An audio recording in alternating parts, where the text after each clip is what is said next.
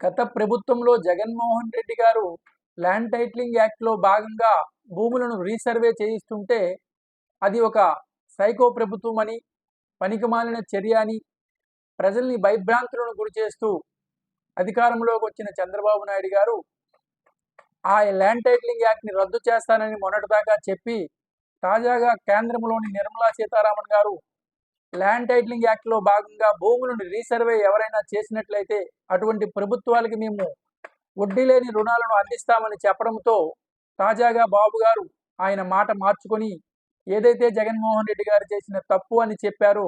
మళ్ళీ అతని బాటలోనే నడుస్తున్నట్లు తెలుస్తుంది. తాజాగా జగన్మోహన్ రెడ్డి గారు అయితే కరెక్ట్గా చేయలేదని, మనము దానిపైన ఆలోచించి